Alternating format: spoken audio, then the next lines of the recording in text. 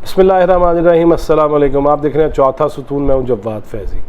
नाज़रीन, पहले भी मैंने एक वीडियो में कहा था कि बहुत सारी ऐसी माजी की बातें हैं जो आज का नौजवान जिनसे आगाह नहीं है, और चूँकि पहले ज़माना लाउड स्पीकर का था, खिताबात का था, और फिर अलमिया इस मुल्क का कि हमने यहाँ काफ़र काफ़र की दीवारें लिखी हुई भी देखी, फिर हमने यहाँ सब ऐसा कुछ देखा जो होना नहीं चाहिए था। एक वक्त था जब अस्करियत पसंदी का राज था, और ऐसी ऐसी जमातें जिनमें मैंने पहले भी बताया सिपाही साहबा थी, सिपाही मोहम्मद थी, फिर लश्कर जंगवी का नाम, फिर जैश, और फिर सिपा, ये नाम इतने ज़्यादा थे। और जहाद भी तब बोला जाया करता था। कुरान की आयात भी पढ़ के वजाहिदु फिल्लाह हक्का जहादी वजाहिदु फ़ी सबीलिही लअल्लकुम तुफ़्लिहून, ऐसी आयात पढ़ पढ़ के और फिर हमारे नौजवानों को कश्मीर अफ़गानिस्तान भी ले जाया जाता था। लेकिन मुल्क के अंदर जो फ़िरका वाराना मामलात थे बड़े शदीद थे, और उनमें रिपोर्टिंग करना, उनमें ख़बर लाना, उनमें उनके जलसा है आम में जाना, और उसमें जो ज़बान इस्तेमाल होती थी वो बयान करना आज भी मुश्किल है कि किस तरह बरगज़ीदा शख्सियात के हवाले से हम ऐसी तौहीन आमेज़ किताबचे शाया होते थे, पम्फलेट शाया होते थे, लिटरेचर शाया होते थे।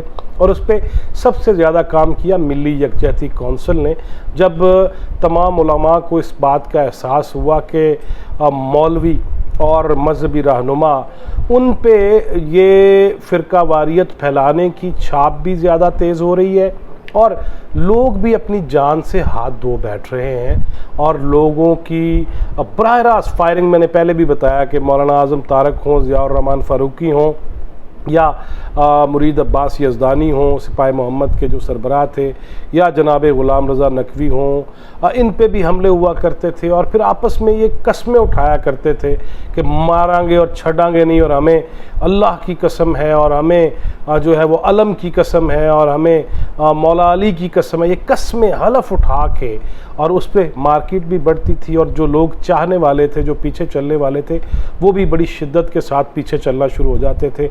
और किसी को गोली मारना लगता ही कोई नहीं सी, और किसी के जान के जाने से किसी को दुख भी कोई नहीं होता था कि ये हमारा फ़र्ज़ है। फिर जब कलअदम हुई ये तंजीमें, गिरफ्तारियां भी हुई, लेकिन उससे पहले ही हमने ये देखा कि रियाज़ बसरा एक ऐसा नाम है, उस पर पहले भी वीडियो वीलॉग कर चुका हूँ और बता चुका हूँ कि उनके रियाज़ बसरा के बारे में कई दफ़ा ये बात हुई कि जी वो मारे गए हैं पुलिस मुकाबले में, फिर ज़िंदा होते थे। जब उरूज पे था ना, उनके ख़िलाफ़ पुलिस के ऑपरेशन भी, और जगह जगह छापे मारे जाते थे, लेकिन दरूने खाना बहुत सारी ऐसी एजेंसीज थीं जो उनसे राब्ते में थीं, और ये मुश्किल काम नहीं था मारना। लेकिन क्यों नहीं मारा जा रहा था, मैं इस चीज़ में भी, कंट्रोवर्सी में भी नहीं पड़ता। लेकिन जब कोई ख़बर लग जाती थी लश्कर जंगवी के हवाले से या सिपाही मोहम्मद के हवाले से, तो मीडिया पर्सन जितने भी थे, रिपोर्टर्स थे, एडिटर्स थे, उनको बड़ी धमकियाँ आया करती थी, हमें भी आती थी। और मुझे कई दफ़ा मेरे ख़िलाफ़ मुज़ाहरा भी हो गया, और ख़ास तौर पे उन दिनों जब अदाकारा नादरा कत्ल हुई, और नादरा कत्ल हुई थी बाज़ार हुसन में। और जब कत्ल हो गई तो उनके 3-4 बच्चे थे। अदालत में केस चला, और अदालत ने इस्तफ़सार किया कि आपके कितने बच्चे हैं। उन्होंने कहा जी 4 बच्चे हैं, मकतूला के शौहर ने। तो जज ने पूछा कि 4 बच्चे हैं तो आपकी शादी कब हुई थी? तो उनका कहना था कि मकतूला के शौहर का कि जी शादी तो 1.5 साल पहले हुई है। तो उन्होंने कहा 1.5 साल पहले शादी हुई है और 4 बच्चे हैं, हाउ इज़ दैट पॉसिबल, ये कैसे मुमकिन है? तो मकतूला के शौहर ने कहा, अदाकारा नादरा बहुत खूबसूरत अदाकारा थी, और जब उनके कत्ल के बाद ये केस जब चल रहा था, अदालत ने पूछा जी 4 बच्चे और शादी 1.5 साल पहले, ये क्या है? तो मकतूला के शौहर ने ये कहा कि पहले हम मुता करते थे, और उसके बाद फिर हमने फ़ैसला किया कि बाकायदा निकाह कर लिया जाए और शादी कर ली जाए। उस पर जब अदालत में मामला आ गया तो अदालत ने कहा है मुता क्या होता है? तो उन्होंने कहा कि हम चूँकि अहले तशी हैं और हमारे यहाँ मुता जायज़ है, और मुता भी निकाह ही की एक किस्म है। तो वो अदालत ने ताज्जुब का इजहार भी किया कि अच्छा ये है क्या। बहरहाल अब चूँकि ये फ़िकी या मसलकी मसला है तो उस पर अदालत ने भी ज़्यादा सवालात नहीं किए, लेकिन उन्होंने कहा लिख के बताया जाए सारा कुछ। अब ये ख़बर ऐसी थी, अदालती कार्रवाई थी, उस पर मैंने जनाब मौलाना शाह अहमद नूरानी, मौलाना अब्दुल सत्तार नियाज़ी मरहूम, फिर काजी हुसैन अहमद, फिर मौलाना फजलुर रहमान, मौलाना समीउल हक, फिर जनाब साजिद अली नकवी, जनाब इफ्तिखार नकवी, फिर हैदर फ़ारूक मौदूदी, मौलाना अबुल आला सैयद अबू आला मौदूदी बानी अमीर जमात इस्लामी, बानी जो थे जमात इस्लामी के, उनके साहबजादे हैदर फ़ारूक मौदूदी से बात की, वो मुता के हक़ में बोले। फिर बहुत सारे ऐसे उलमा थे जो थे बरेलवी या देवबंदी, लेकिन मुता की किसी हद तक वो हिमायत भी कर दी उन्होंने। साजिद नकवी साहब ने बड़ा तफसीली बयान किया कि अहले तशी मुता क्यों जायज़ समझते हैं और ये क्या इसकी शक्ल होती है, और इसमें भी ऐसे ही मुआहदा होता है और फिर जिस तरह निकाह में कॉन्ट्रैक्ट होता है। तो ये सारी चीज़ें हुई। तो उस पर जब मैंने वो सारे उलमा का, तमाम मकातिब फ़िक्र का इस पर मौक़िफ़ लिया, तो उस पर ये हुआ कि मेरे ख़िलाफ़ भी मुज़ाहरे हुए, जो मैं बता रहा हूँ कि रिपोर्टर्स के ख़िलाफ़ भी होते थे। ऐसी कई हसास चीज़ें थीं जिस पे रिपोर्टिंग भी की गई और आरा भी ली गई, फिर मुफ्तियों के फतवे भी लिए गए। ये सब कुछ हमने किया माजी में, क्योंकि इस्लाही पहलू हमारे नज़दीक था कि ये है क्या, लोगों को पता होना चाहिए। अगर किसी भी मसलक के अंदर कोई चीज़ है, जैसे हलाला कई उसे हरामा भी कहते हैं। फिर जस्टिस शफ़ी मोहम्मदी, वो उनका एक फ़ैसला भी है हलाला के ख़िलाफ़, फिर उस पर राना शफ़ीक़ ख़ां पसरूरी की किताब भी है हलाला की शरई हैसियत, और वो लिखने की वजह भी मैं बन गया बकौल राना साहब के, एक फ़ोरम कराया। ये वाक़यात भी मज़ीद बताऊँगा कि मौलाना अब्दुल कादर आज़ाद, ये जो अब्दुल ख़बीर आज़ाद साहब नहीं है, इनके वालिद गिरामी बादशाही मस्जिद के ख़तीब, और मौलाना अब्दुल रहमान अशरफ़ी, जामिया अशरफिया के जो मोहतमिम थे मरहूम, वो अब्दुल कादर आज़ाद साहब भी मरहूम। तो इनका फड्डा भी हलाला पे एक हो गया कि ख़ातून एक शख्सियत के पास गई हलाला के चक्करों में, उन्होंने रख ली, फिर उन्होंने उधार के तौर पे ख़ातून दी तो वो वापस ना की गई।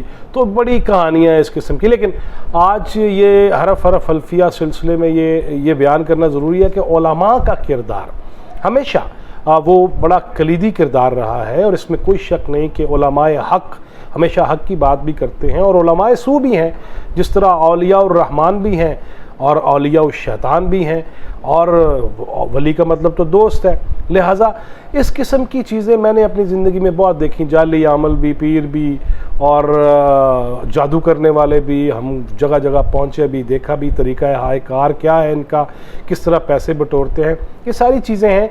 और रियाज़ बसरा की बात कर रहा था कि रियाज़ बसरा उन दिनों जब उनके पीछे फुल फोर्सेस चढ़ी हुई थी, तो उनमें मेरी मुलाकात उनसे हुई 2 दफ़ा, और किस हुलिये में हुई वो भी बड़ा अजीब था कि उन्होंने आम सी शलवार कमीज़ पहनी हुई है और मंडासा लिया हुआ है, और जिस तरह मज़दूर नहीं होते। आगे एक नौजवान था, मोटरसाइकिल पे वो आए मुझे मिलने के लिए, और मुझे मिले भी वो कहाँ पे, वो मिले मुझे मजंग में, मजंग अड्डे के पास।